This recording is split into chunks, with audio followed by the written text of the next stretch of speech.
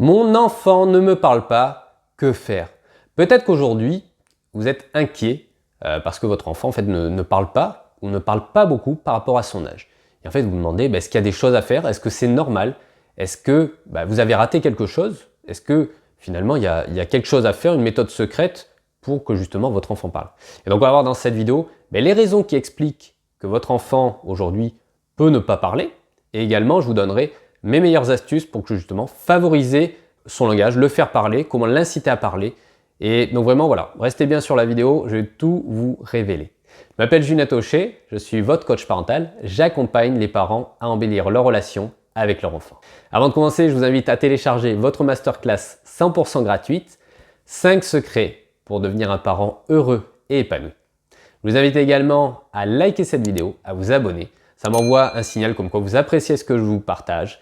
Ça m'envoie de bonnes ondes, de la motivation pour continuer à vous produire d'autres vidéos. Donc la première raison pour laquelle votre enfant peut-être ne parle pas, en fait, c'est tout simplement qu'il n'est pas en âge de parler, il n'a pas le développement. En fait, les premiers mots, on va dire, vous pouvez estimer que c'est autour de 1 an. Alors ça peut être avant, après. Et ensuite, votre enfant va parler, va sortir plus de mots, va parler un peu plus autour de 2 ans. Donc après, il va y avoir tout ce qui est mis en place, des adjectifs, des liaisons, de faire des phrases complètes. Mais vraiment, les premiers mots, voilà, ça apparaît entre 1 an et 2 ans. Donc en fait, vous pouvez déjà avoir une idée, c'est pas forcément cette période-là, mais en tout cas, vous pouvez avoir une idée de si aujourd'hui votre enfant, est-ce qu'il est dans l'âge où il devrait parler, entre guillemets. Alors je dis devrait parce que on a tendance à stigmatiser un petit peu, l'enfant il doit marcher à tel âge, il doit parler à tel âge, et je vais y venir juste après, mais voilà. C'est un ordre d'idée, c'est une indication pour dire l'enfant normalement devrait parler dans cet âge-là. Donc s'il n'est pas dans cet âge-là, ne vous inquiétez pas. S'il est dans cet âge-là ou après, à ce moment-là, ce que je vais vous dire maintenant peut vous intéresser. Donc la deuxième chose, c'est que peut-être qu'il ne s'intéresse pas à ça. Peut-être qu'aujourd'hui il s'intéresse à marcher, peut-être qu'aujourd'hui il s'intéresse à faire des activités avec son corps, ses mains, des activités physiques. Et en fait, peut-être qu'il ne s'intéresse tout simplement pas au verbal, à parler. Pour l'instant, vu qu'il est concentré sur quelque chose qui l'intéresse, il ne va pas s'intéresser à parler.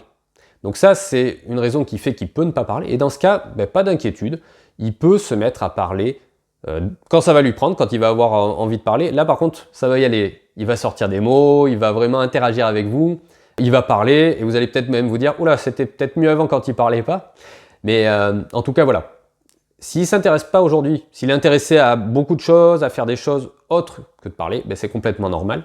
La troisième raison qui explique que votre enfant peut-être ne parle pas aujourd'hui, peut-être qu'il est trop devant les écrans.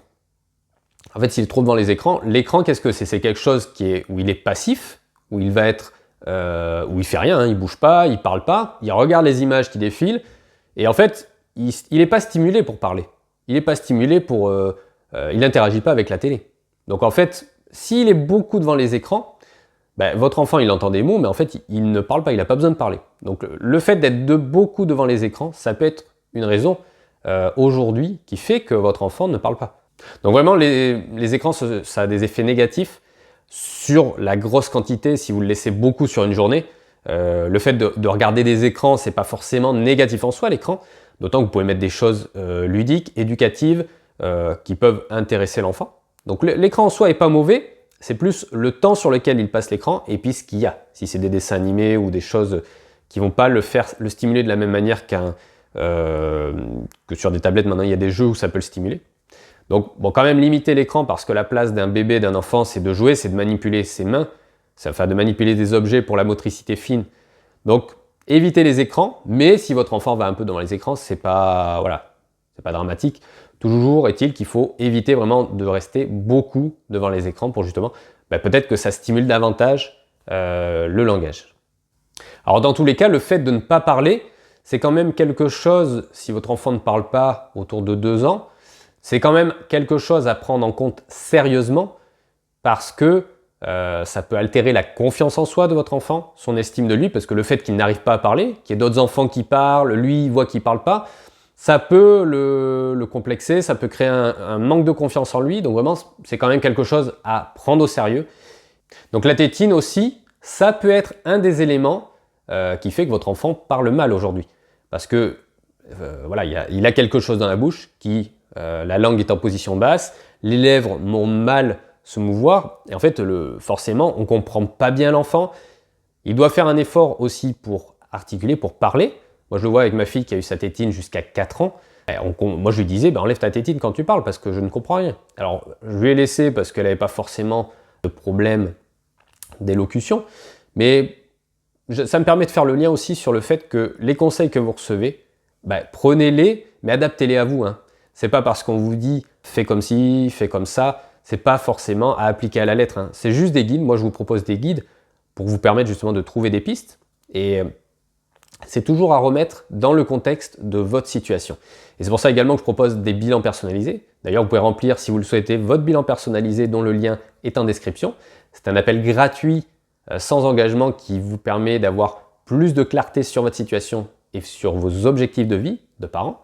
Et vraiment, voilà, les conseils sont toujours à remettre dans le contexte en fonction de vous, de votre situation de parents. Vous avez une situation qui est unique par rapport à votre enfant, à vous. Et en fait, il peut y avoir des choses qui s'appliquent à vous et d'autres non. Et la 5e raison pour laquelle votre enfant peut par exemple ne pas parler, ça peut être un problème plus profond, je dirais, du moins qui nécessite de consulter. Et c'est pour ça qu'il est quand même, pour ce genre de problème, aux alentours de 2 ans, de consulter peut-être un spécialiste, parce que votre enfant peut avoir un problème de surdité, un problème au niveau ORL qui fait que s'il n'entend pas bien, ça se répercute forcément sur le fait qu'il ne va pas parler, va moins parler, et donc ça demande quand même de consulter un spécialiste, votre médecin traitant pour avoir un avis. Le fait qu'il ne parle pas, c'est quand même quelque chose à prendre quand même au sérieux par rapport à cette confiance en soi, le fait que ça peut avoir des répercussions plus tard, et puis le fait qu'il peut y avoir un problème sous-jacent qui explique le fait qu'il ne parle pas aujourd'hui.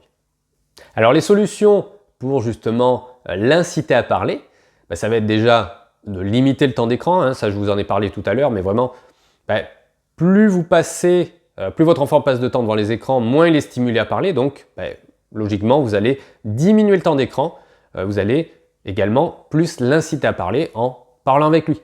Parlez avec lui, quand vous jouez avec lui, quand vous pouvez commenter un petit peu tout ce qui se passe dans la maison. Ah, tu as vu, regarde, je fais à manger. Ah, ben là, ce soir, tu as vu, ta purée, elle est verte. Allez, je mets la cuillère dans ta bouche. Voilà. Vous dites en fait tout ce que vous faites. Vous pouvez commenter en gros comme si quelqu'un, comme s'il avait les yeux fermés, qui imagine la scène. Et donc comme ça, vous allez pouvoir décrire tout ce que vous faites. Et plus il va recevoir, plus il va avoir déjà de flux verbal de votre part, plus ça va le stimuler. Parce que d'autant plus que vous êtes avec lui, il y a une interaction. Et c'est pas juste un flux verbal comme celui qui vient de la télé, mais c'est un flux verbal qui vient de vous. Et donc en fait, il va être tenté au bout d'un moment de vous répondre ah ben t'as vu, la cuillère elle est rouge. Vous interagissez avec lui, il va vouloir vous faire peut-être un petit bruit au départ, ou oui, rouge, voilà. Il va petit à petit comme ça rentrer dans le dialogue avec ses mots. Alors des fois, je me souviens avec ma fille au départ, les mots on comprend pas trop, ou alors c'est fourchette pour dire j'ai faim parce qu'elle se souvient, on prend la fourchette pour manger, et pour dire qu'elle a faim, elle va dire fourchette. Alors toi, tu es là, bon, qu'est-ce qu'elle veut, fourchette Ah oui, d'accord, tu veux manger, ok, je comprends. Mais voilà, au départ, c'est des mots, et le vocabulaire se met en place, et petit à petit, on va lui dire, mais non, c'est pas la fourchette, c'est l'assiette, ou c'est... Et voilà, et ça, c'est un moment génial, ça, de construire ça avec l'enfant, je trouve. Et vraiment, voilà, prendre le temps de discuter avec lui, de vraiment l'inonder de flux verbal. Et vous pouvez également vous mettre à sa hauteur, c'est-à-dire quand votre enfant est par terre, quand il est sur la chaise haute, par exemple, que vous mangez, bon, il n'y a pas de souci, mais quand il est par terre, par exemple, qu'il joue, vous pouvez vous asseoir à côté de lui. Ah, tu joues avec ta voiture rouge, ah ben tu fais ci, ah ben tu fais ça. Et en fait, vous vous mettez vraiment à sa hauteur plutôt que de rester debout et de lui parler de loin où il y a une interaction, mais bon, de plus loin, quoi. Si vous mettez vraiment à sa hauteur, au même niveau que lui, il y a vraiment un contact privilégié, un contact rapproché, et ça crée un rapport, une relation avec votre enfant. C'est un moment déjà que vous partagez, parce que finalement le temps, vous ne pouvez pas le rattraper, tout ce temps finalement que vous ne prenez pas aujourd'hui, que vous n'arrivez pas à prendre, soit parce que vous n'avez pas trop envie, pas le temps, vous avez des occupations. C'est un temps aujourd'hui qui ne pourra pas être rattrapé plus tard quand votre enfant quittera le domicile familial. Et donc vraiment, essayez de prendre le plus de temps possible.